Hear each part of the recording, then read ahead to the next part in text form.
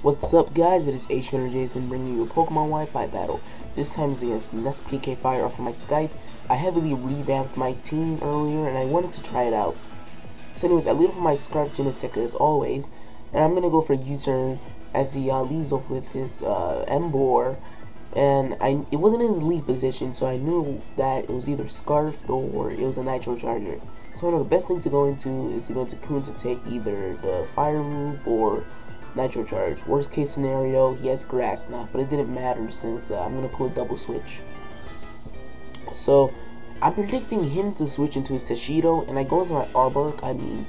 I know it was kind of a bad play because I do have a Heatran on this team, which I should have went into, but it doesn't really change anything. But I'm like really just like face palming for that stupid play.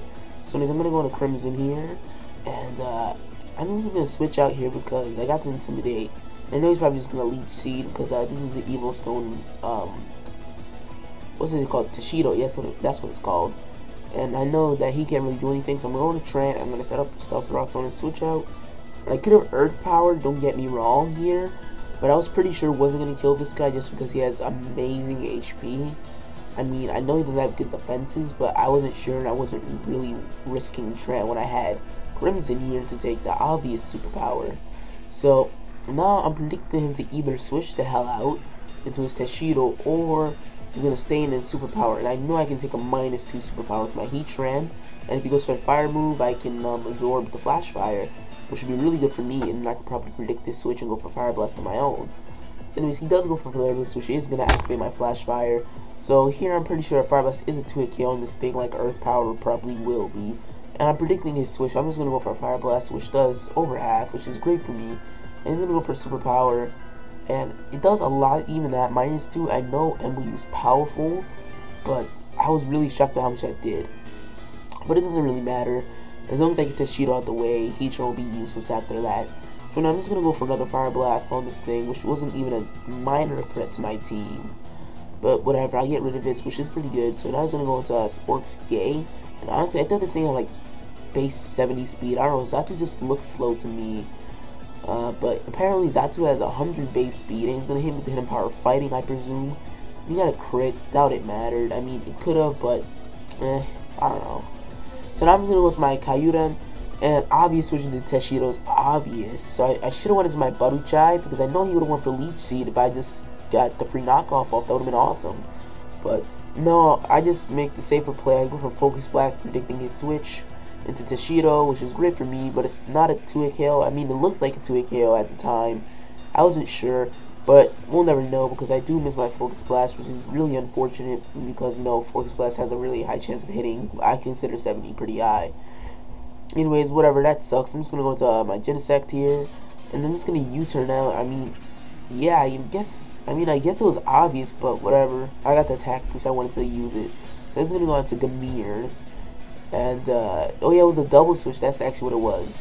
And I knew he was going to have to take the U-turn or, like, get the fuck out. So I go for U-turn, and he takes it really well, which means he must be that defensive variant of Mew that's flying around. So that means this Teshido does have spikes instead of, what's that move called? Stealth Rock. So, I'm just going to go into my big boss here, because I didn't think he had a status move. I thought he had Taunt or something. I just wanted to knock off his leftovers while causing some damage, but I get para-hacks. Then this Pokemon always gets hacked, and it's so sad. But it still does a lot of things like a boss, and I'm really proud of it.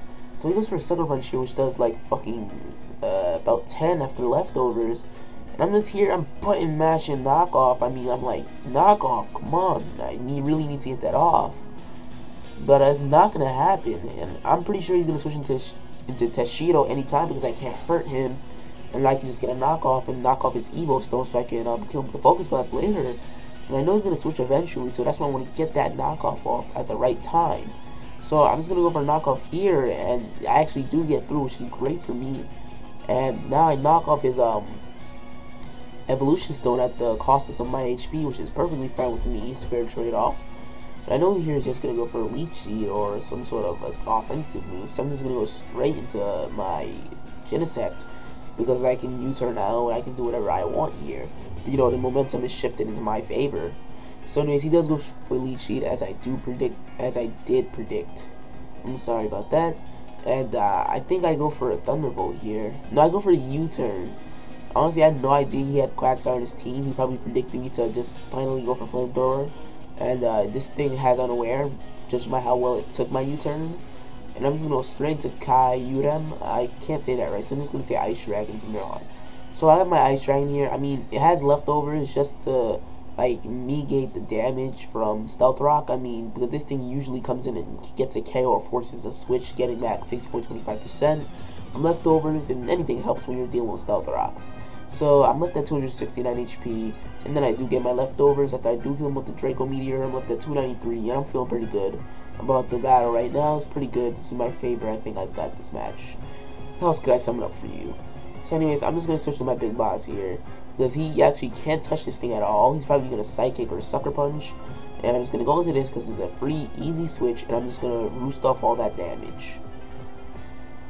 So he's going to switch out into his Faith, which I haven't seen yet, which is actually a Kyurem of his own. Now, the first thing that screamed into my head was Choice. Now, I didn't know what type of Choice item this was, and I did on me a Parallax there, but I knew if he was Specs, which I was doubting he was, because his team does kind of have a slow, his team is kind of slow, so I was predicting this to be Scarfed. And it is Scarfed because I do live a Draco Meteor, but I do get Parallax this turn, which really sucks for me. But I was thinking I was just going to water it because I didn't think he would live a -2 Draco Meteor, but I actually do with 31 HP, so that must have been absolute minimum damage or something, which I do deserve because I've been Parallax so many times. And I actually do get the loose stuff here, which is great for me because now I know I'm forcing this switch. There's no way he is staying in here. So he's going to switch right out into his Teshido, and I think I actually do pull a double switch here.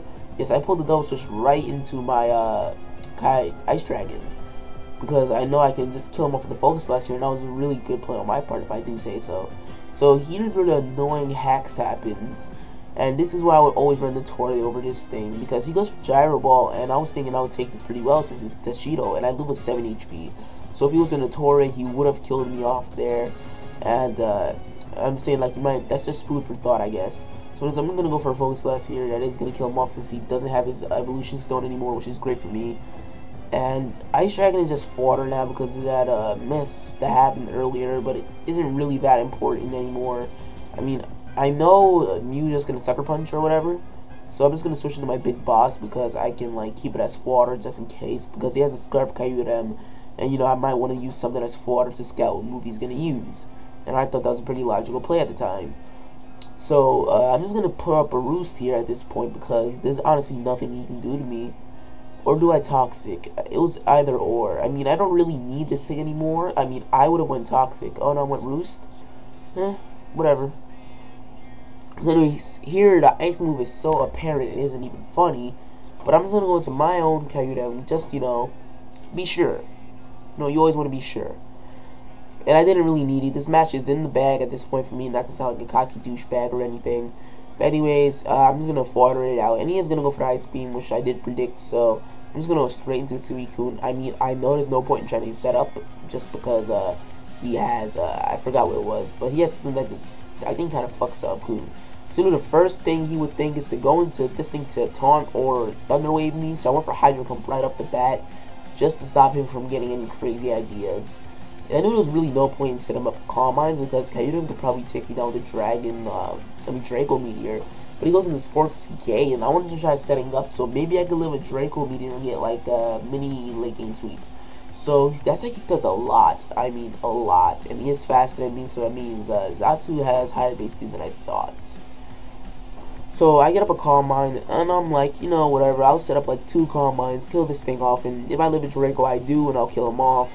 And if I don't, then whatever. The next thing I go into will just revenge him. So that's basically my whole thought process here. And he's just going to stay in here because there's really no point in switching out. I mean, Kyurem could take a Hydro Pump, but I think even he's realized at this point that this match is over. So I guess he's Psychicking, but he doesn't get a crit, so that's pretty good. And I'm just going to go for Ice Beam, and this is going to kill it because of my +2. And I am an offensive Kun. So now his last is his Ice Dragon. So basically, he's going to pop a Draco Meteor on me, and I honestly thought I would live this. I mean, I guess it was foolish thinking. He's probably modest or whatever, since he is Scarfed, but I was actually thinking I would live. But Unfortunately, Crocoon isn't going to be able to pull it through for me. So that really sucks for me. And now I'm going to go straight into Crimson. And I'm just going to go for a gunk shot for the win. I mean, I didn't have the gunk shot, but no, I just love gunk shot's animation, actually. And Draco Meteor does a lot. And even if I missed, you know, whatever, it's bring the score closer. I mean, I'm a score whore, but whatever. So anyways, basically that's